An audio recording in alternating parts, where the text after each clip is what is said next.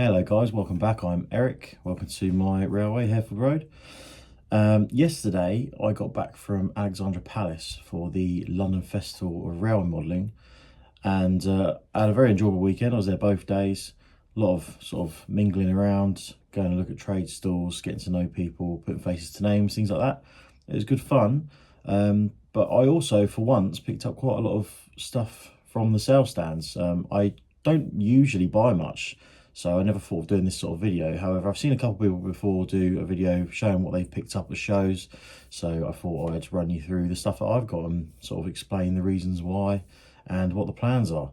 So I'll change the camera angle so you can see what I got, and we'll crack on. So let's have a look at what I got then. I've got this bag full up of stuff.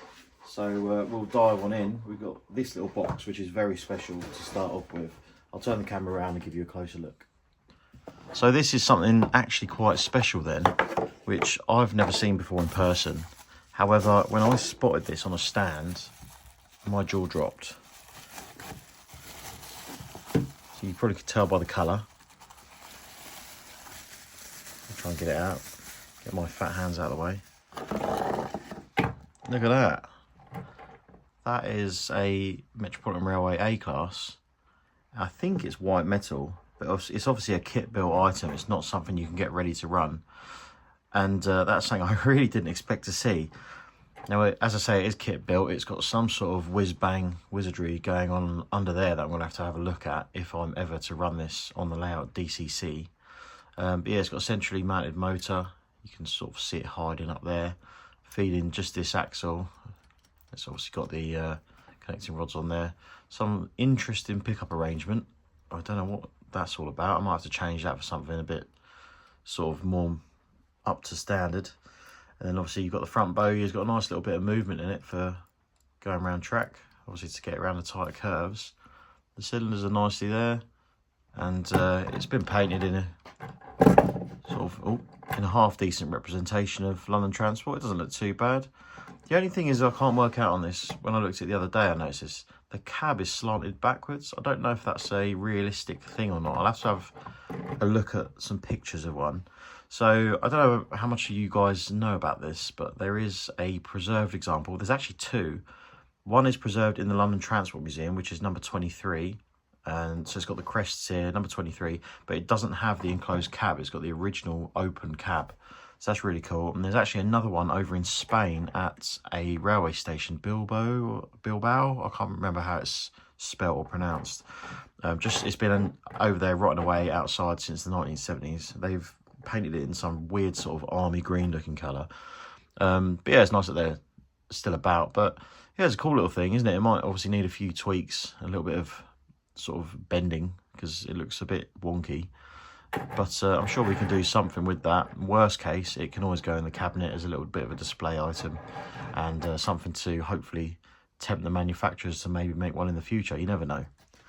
Keeping with the London transport theme, I did also pick up another Hellion LT Bobo. I wasn't going to get another one of these because I do have two already.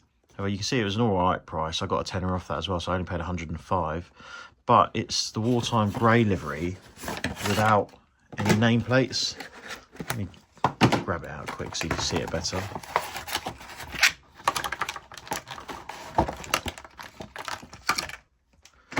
You can see there, wartime grey, number 1, no nameplates. I didn't have one of these on my radar. However, because I do have now some more period rolling stock to go, which will go with the Metropolitan E-Class when it turns up, the older versions, I thought this might be quite a fitting thing to have. And also, destination is Aylesbury on that end, and that's not a million miles away from me. I'm about 10 to 15 minutes from Aylesbury, so it all sort of fits. I thought it will go nicely with my two maroon examples. So that's the second thing. Again, keeping on with the London transport theme, I did pick up these off of Charlie Connor. I mentioned him earlier, CDC models. Now he's doing 3D printed items. He's also doing London transport, as you can see. He's got a bit of a thing for it. So these are nice. So this is an F-class body shell, which is to go on a Dean's Goods chassis from Oxford Rail, which, funnily enough, Good old AGR Model Railway Store. Come up trumps with that one. They had one up in the back. So that will go on the Dean's Goods body chassis, sorry. Just obviously the loco chassis. We will throw the tender chassis away. And then I need to put a set of pony truck wheels in. That'll go straight. That's a straight fit on that chassis apparently. So we'll see about that. And then I also got a E-Class body shelf in. Firstly, just to sort of have a look and see what I thought. Secondly, I felt a bit sorry for him with the Rapido Met 1 announcement. So I thought it'd be nice to grab one off him. Thirdly, obviously with the Rapido announcement, I'm now not going to have one until the end of the year, if not early next year. So it would be nice to have a little Met 1 here. So this is designed to go on a Hornby M7 chassis, which I happen to have an M7 here. I've had this for ages now, probably 3 years, in the hope of one day making a SE Finecast Met 1 and using this as the chassis. However, I just realised it's actually the wrong chassis. So this is for the Hornby Margate M7. I think this is a more modern version because this is the DCC ready version, if you look there. So I might still be able to bodge it so it fits. However, I'm going to have to cut the front off and mess around to sort of see if it'll go in the space. This owes me nothing, so it's worth me chopping up and having a look. Obviously I'll have to paint the wheels red and sort that sort of stuff out, but fingers crossed we might be able to use this. If not, I'll have to order an older style M7 chassis to go under it. But yeah, I thought it was a nice little thing to just grab on a whim. It will sort of fit in with the theme quite nicely. If I put those up there, put that there, that there. As I mentioned, I did get an Oxford Rail Dean's Goods from AGR. I was with Anthony on the Sunday. If you saw us walking around, you might have recognised him from the videos. So on the Saturday night, he kindly sorted me out this. This is for the F-Class. And when I get a chance, I'll pull this out, pull the body off, and we'll see how well it fits. So another small little thing I picked up off a trade stand was a Hornby platform shelter. So I don't know if you've noticed, I've got that big cutout about 3/4 of the way up the platform on Harefield, the platform going towards the countryside. So I feel like this would probably fit in there quite well. It should only be quite small. Let me get it out of the box quickly. I'll do it on camera.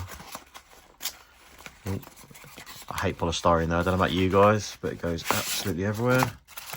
I've not even had this out of the box, so hopefully it's in one piece. I've never seen one of these before though.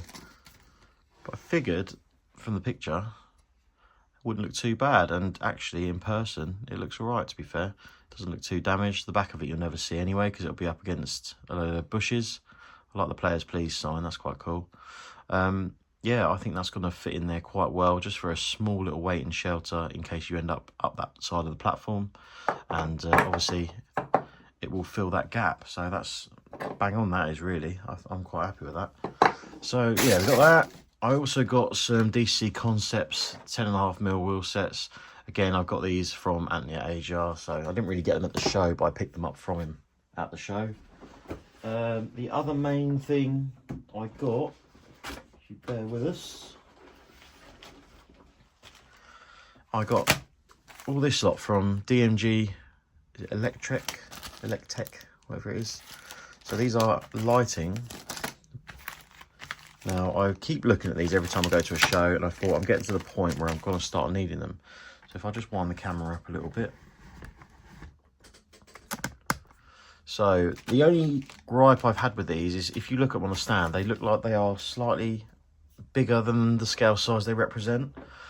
So due to that, I actually got 2 packs of N-gauge lamps. So these are going to be for the station. So you can see this type. They're a double lamp, and they're the right sort of thing I was looking for. And then I got these as well, which are basically a singular version. The only thing with these is one is warm white and one's cool white, so I'm going to have to use a bit of Tamiya clear yellow to sort of warm them up so they all kind of match. So they'll be for the station. And then I've got 2 packs of these street lamps, which obviously goes without saying, they'll be for the streets.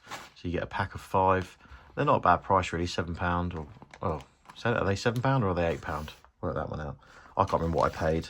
Hopefully they went off that price. If they didn't, then they suck. I'm joking. Yeah, we'll have to get them on the layout and see if they're any good. The only other thing I bought was a couple bits from Model U. I got another reclining driver. I've got one already in one of my 66s, so I'll put him in the second-man seat somewhere. I got a couple Great Western lamps for the tank engines that I just showed you.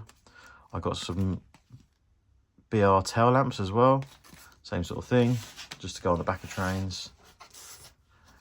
But also some tabby cats, although they're only tabby if you paint them tabby, so these are going to end up all painted like Milo. So I thought that'd be a cool little thing. And obviously you saw that I got scanned with Anthony. There's also one very special thing that I got from the show. However, it's not mine. I didn't buy it. Sadly, it has to go back. However, there's a big box. Hopefully you guys will be quite excited by this, because I am. So this is going to be the subject of the video after this. Can you guess what it is? If I said that it was an orange box, would that give you a clue? Well, the box is white. But there you go. That is the brand spanking new Cavalex Class 56. This is the version with all singing and dancing, sound, lights, fans, everything. I believe the hall sensors should be in there for the flange squeal. This is the most advanced double O gauge locomotive in the UK. This is the top tier. We've never seen anything like this in the UK. So this is unreal. So I've got it here to put it through its paces on the layout, get a load of videos and photos for the Cavalex guys, do a bit of a review video, see how much it'll pull, basically just have a bit of fun with it. And as long as it gets back to them safely on Friday, at the time of filming this video, then I think all will be well. But since I've got it in my hand right now, how good is this little cradle? So it screws into the fuel tank. I have checked the screws are tight before I did that. It screws into the fuel tank. The loco is all kept nice and solid, and it simply slots in to the box. So the box looks like this. So basically turn it upside down. In the box it goes, and then there's no need for an ice cube tray or that sort of gubbins. Got your detailed bag goes in here. I'm not sure if these are the final revision of the box, but I believe it's going to be something along these sort of lines. And then obviously, as you'd expect, your nice big bit of foam to go over the top and your lid. But that's really cool. That's how it should be done, really. So I don't know how many of you collect O gauge that watch me, but some Helgen stuff comes on a plinth similar to this, more of a wooden plinth rather than plastic. And it is a lot easier to get it in and out of the box without breaking the thing. I don't really like the ice cube packaging, but yeah, I'm not usually one to go on about the box that a loco comes in, but I'm quite impressed with that. But yeah, so that's going to be good fun to put through its paces. So we'll get a video out about that shortly. I think Will is also going to come around on Friday. Will, if you don't know, is Alex's son. So Cav, Alex and Will are sort of the guys behind Cavalex. So Will's going to come around Friday, have a bit of a play, and then he's going to take it home with him, hopefully in one piece. But yeah, really pleased with that, and hopefully it'll perform well. I might even need some more freight to pull behind it, because I don't know if I've got enough to give it a decent enough load, but we'll find something. So last but not least, going back to CDC Design, who I got the Metropolitan Railway locomotive body shells off, the E and the F class. He gave me one other thing, just from the kindness of his own heart, is this, which is a Metropolitan Railway Ashbury coach. It's pretty much ready to go. This is one of his sort of samples, if you like. So he is still tweaking. However, you can plonk this on the track and it runs. I'm very impressed. So the idea was he'd give me this, I can run it around the layout, show it off, a few pictures and videos and stuff, and it might help him sort of promote what he's doing. So he kind of gave me it for free. I did explain that I'm happy to buy it or happy to give it back at the end, but he did, out of the kindness of his own heart, offer for me to just have it. So I'm very, very thankful for that. So Charlie, if you are watching, thank you very much. It's much appreciated. But I'm very impressed with this. So it's all 3D printed. Obviously the wheels aren't 3D printed and the couplings, as you'd expect. But the idea is it's all sort of ready to go as you buy it. So it should be a ready to run coach. There will be a 3-car set of these in the Chesham Shuttle sort of scheme slash build, I believe.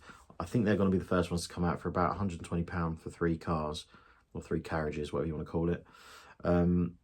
As I say, they will be fully ready to go, so you can just plonk them on your layout and run them, which is quite obviously a nice thing to have, because most of the stuff like this has to be kit built.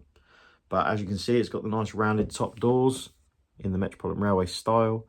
It's finished in a representation of teak livery with black ends, and I'm really impressed with it. So this is one of his samples, so he still is tweaking stuff. So you will see there's a few little imperfections and stuff on the roof and places like that, and across the sole bar potentially. But this is all stuff that he's working on. This is why these aren't actually released yet. However, he is looking towards late spring / early summer to get these out there. So this is something to keep an eye out. I'm going to put it on the layout and give it a run round, and hopefully we see more in the future. So I'm really pleased with this. It also obviously coincides with the Met 1 release, funnily enough, because Met 1 did steam on the Met with the set of 4 of these, which are down at the Bluebell Railway. They bring them up for steam on the Met. So keep an eye out for those. I'll obviously post updates as and when I can on them, and I'll get this running around the layout. So yeah, not a bad little haul then, all this lot, including the coach, of course. So I suppose the first thing to do, let's get that F-Class and the Oxford Rail Dean goods. We'll try and get the body off it and see if it does indeed fit straight on. Well, I've never owned one of these, and I don't really care about them, so I'm not even going to really spend time looking over it. I just want to get it out of the packet and crack on, really. It does come with a little detail bag though, so that might come in handy for us. Right, so how do we do this? We've got a couple screws to take out and a little tender connection out of there. That's that. Might as well take this out this end because we don't need the coupling bar. That's that, that's that. How do you take this thing apart then? I would assume there's probably a screw under the NEM socket. Yes, there is. There appears to be 2 screws at the back. Get a different screwdriver. That's 1, 2,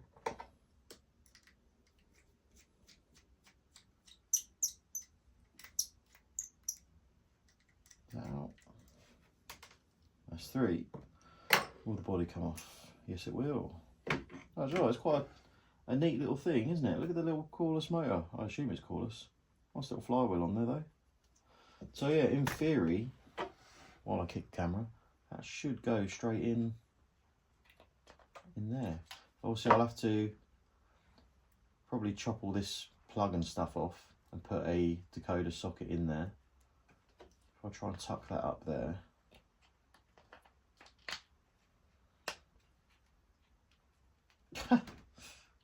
Would you believe it? Straight on. I've not quite pushed it down home yet, but there are, as I say, there's a couple screw tabs there. It just needs to go down a mil or 2. That'll come good. So the screw tabs are right in the correct places, and that fits straight on. So all I've got to do now is put a pony wheel in there, and away we go. That's going to look really good. So I'm quite pleased with that little thing. I think that's going to be great. I'm going to weather it all up because these got absolutely filthy in service. So that'll obviously look nice all weathered up. Put it with the A-Class. Not that the A-Class will probably work looking at the underneath of it, but that'll be a job for another time. But yeah, there you go. So we can sack the Dean Goods body off. We don't want one of those. And there we are. There's an F-Class. Happy days. So I'm just trying to get this F-Class going, and I'm going to have to glue the chassis on, so I'm thinking about putting sound straight in it now, just to save me having to try and get it apart at a later date. So I've used one of the training wheel sets off that M7 that I had for the E-Class because it is indeed the wrong chassis. It doesn't owe me anything, so for now I'm going to use this wheel set. They do come apart, so I can pull it apart and take it out easily. So that's why that's in there. But for getting the Dean Goods chassis in, there are the tabs that go here on the back of the engine usually, and I've actually chopped them off and I've filed this little block down just so that when I put the chassis in, if I slot the chassis in place there, it was because it was sitting ever so slightly high at the back, and you can see now if you look at the cranks on the wheels, it's quite level now. And I've got a pannier tank here. Don't know if you'll be able to see. I'll have to refocus the camera. If you look at the pannier tank buffer height against the F-Class with the chassis now fully down, the buffers are pretty much bang on the front, and at the rear which is where the big problem was earlier. They're ever so slightly too high now, which I can live with. And I think that's actually because the buffer beam plate is at a very slight angle. So I could put this on the radiator for a couple of minutes to let it warm up, and I could gently bend that back down. However, I don't think it's going to be an issue, so I think I'm going to leave it. But yeah, I'm pretty pleased with that, and you can see that the colour isn't too bad compared to the pannier tank either. However, looking back, because everything else I've got is London Transport, I'm kind of wishing that I got the undecorated one and just did London Transport transfers myself. But you can't win them all, so we're going to have to live with this as it is. But yeah, what I'm doing now, as I say, I want to get sound in there, just so I never have to take it apart again, because I'm going to have to glue the chassis down. So I have drilled out the chimney very, very carefully, going up in very small increments at a time due to the nature of being resin printed. It's very brittle, so you can see there we've got a nice hole in the chimney, and the idea of that is this little space in the smoke box is just the right size for an ESU sugar cube speaker with no sandwich plates on, so just the top baffle, the top cover, sorry. So if obviously I'll solder some wires onto here, so I've cut the little metal tabs off, so we've just got the little stubby bit at the end. The idea there is that this speaker just sort of fits in. You can see there, it's pretty much flush with that. And it has to be, because this plate here comes up and over there. So just to show you, the chassis does indeed fit with that speaker in place. And so the speaker's just in that little gap. So another little small drawback is the boiler barrel doesn't quite go up to meet the chassis. I don't know if that's because maybe I've got the wrong chassis slightly, or if that's just how it's designed, but I might have to fill that in at some point. But that would let the sound out, so it's not the end of the world. But yeah, so that sugar cube speaker will sit in there nicely, and the reason I drilled the chimney out is to let the sound out, so it's not muffled or anything like that. So that should work well. So I'm going to put some wires on there, glue that in the front. That should be all right. And then the wires will go back to a decoder, and I can always put another speaker in the bunker if needs be, because the bunker's quite big. I only need a very small layer of coal, so you can't really see because of the light. I don't know how well you can see there actually, but there's a good bit of space in the bunker, and there's actually some space underneath as well. What I'm going to do with this space, I think, is that's where I'm going to put a Trainer-Matic Stay Alive. So obviously you can see that the capacitor sits out, so what I'll do is I'll bend the capacitor around this direction.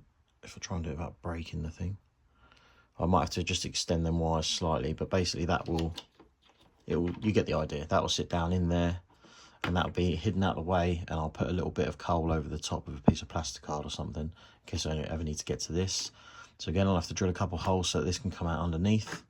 So that's where we're at the minute. Decoder wise, I did want to use a Locksound 5, but I do happen to have this Locksound 4 Nano spare, so I might put this in. I'm not 100% yet. It depends if I can actually put a Stay Alive on this. I need to look at the manual. If not, I will have to use a Locksound 5 Locksound 5 Micro, sorry, of which I do have one upstairs in a Class 03 shunter. So that's a project I never finished. So the decoder is just sat there. So I might use that. So the speaker wire now comes through here. We've got a little bit of heat shrink. I don't shrink it down, just so you can pull the wire back out if you ever need to. It just basically keeps it secure and out of the way. I just glue that to the body. You'll see we've got a couple of wires have appeared here. That's because I've put a spring side lamp on the front with a working LED. So that LED, the wire runs through there, down here, and then it runs down into the body shell. And you can see I've done the same there. We've got a firebox glow LED in, so I've just put an orange LED in under there, glued it in, and then over the top there's a piece of Tamiya masking tape, which is also super glued down, just so it will never come back out. And the back of it, I've painted it in a dark black colour, so you can't see it through the cab. Not that you can really see in there anyway. You can see above it is a little small circuit board, small PCB anyway. It's just simply two resistors. One is a 1K resistor, which is the right hand side one. The left hand side is a 10K. The 10K I'll use for the front lamp, so it's a little bit dimmer, and the 1K I'll use for the firebox, although I'll probably have to turn it most of the way down anyhow.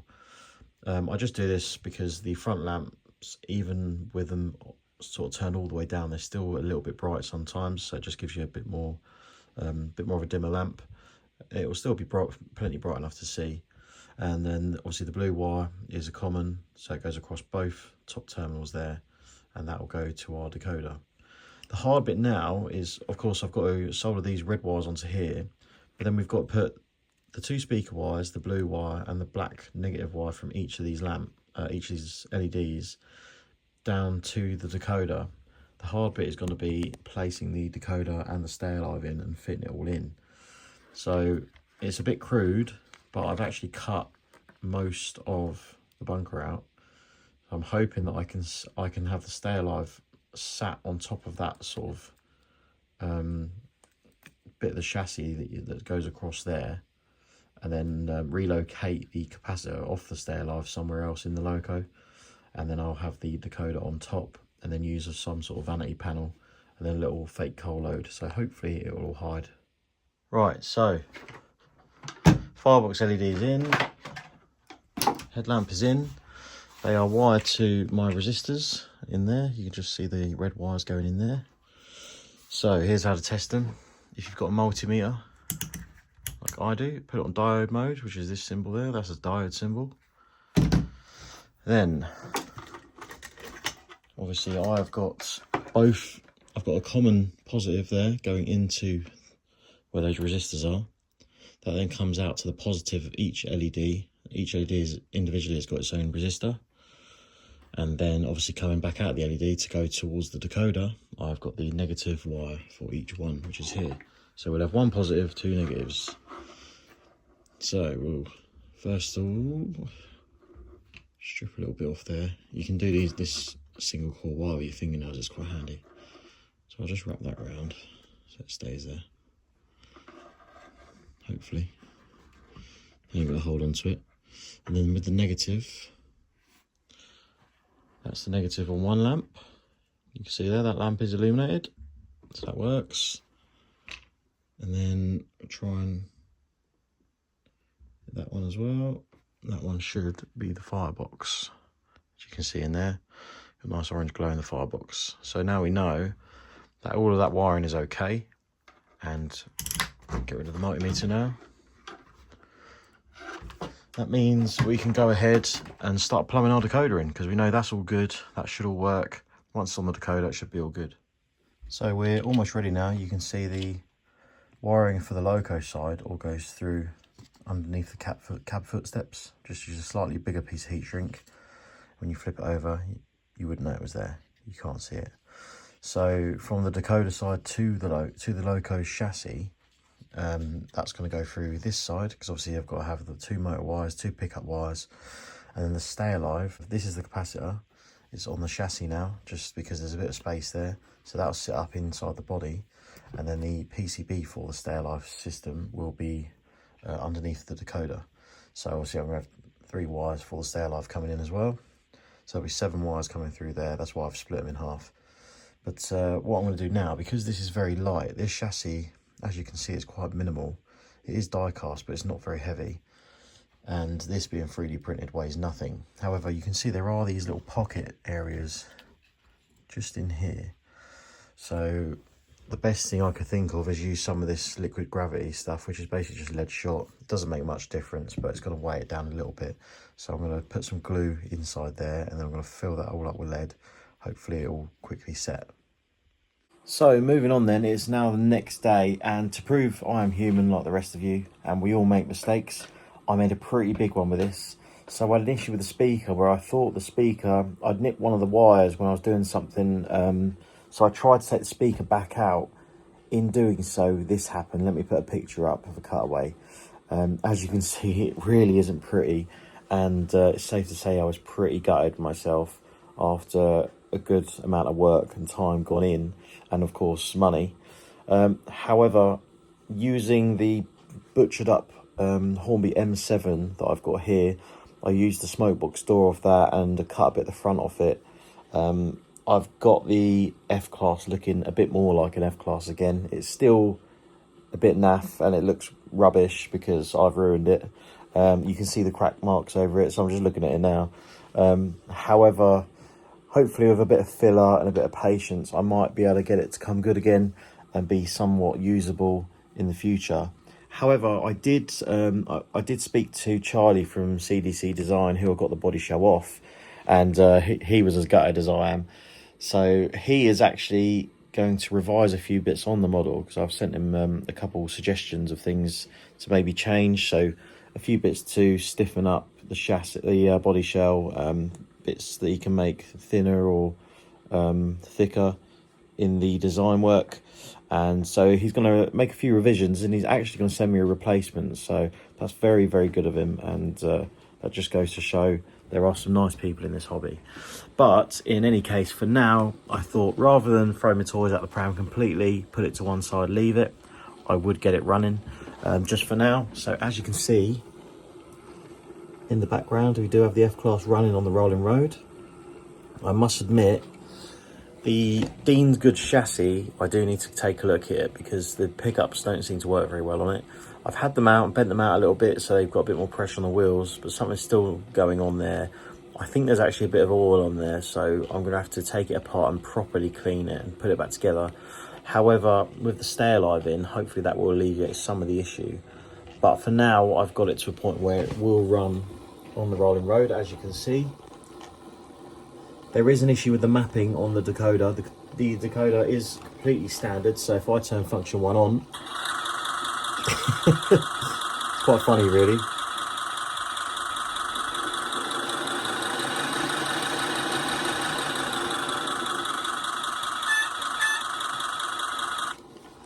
So it's got the standard test file from ESU on it. So if you've ever got a brand new blank ESU decoder, just turn the sound on for a laugh. It's quite funny. But you can see the loco is just whirring away there. You can see the firebox glow on the front. Due to the mapping being basic and as it comes, I've not messed about with it yet. The front lamp doesn't seem to want to work properly. Sometimes it comes on, sometimes it goes off. So there's obviously a setting there that's not quite right. So I'm going to have to chuck that on the program and have a look. But you can see I did get it all together. The decoder is indeed in the bunker, and underneath the decoder is the stay alive, and then the stay alive capacitor is sort of roughly under where the safety valves are. You saw there, I just nudged it, and the slightest little nudge can obviously stop it moving. But in any case, it is semi in one piece. You can see there the front of it. You see we've got a big gap under the smoke box. I've got to fill that up. Smoke box door again is off the M7, and it doesn't all fit flush, and it's all a bit skew, as you can tell by the side there. But for now, until I get the revised body shell where I'll have to take this all apart and transfer everything across, for now it'll do. It's just something I want to play about with and sort of see how well we can get it to run. So not all is lost, but it is a bit gutting, to say the least. I just thought I would be transparent with it and show you all, rather than make out everything's all fluffy and lovely. So there we are. Things don't always go to plan. But yeah, that's the F-Class sorted. So while the F-Class was away in the background, we got the new Hellion Bobo out. As you can see, we've got some power. It does indeed move under its own steam, so that's good. However, it's got the usual problem on one of these where the plugs are back to front. So you can see there we have got headlights and the cab light is on, whereas in fact you should have all the headlights on at the same time, and the cab light should be selectable. So the body off, what you want is the top LED to be the one that's on, and it is pretty much as simple as take the little PCB out, flip it over, and that's you done. So it's literally just a case of get a screwdriver in there, pop that up, as I say, turn it over, and it should fit back in the same way. It's a bit fiddly with one hand, as you can imagine.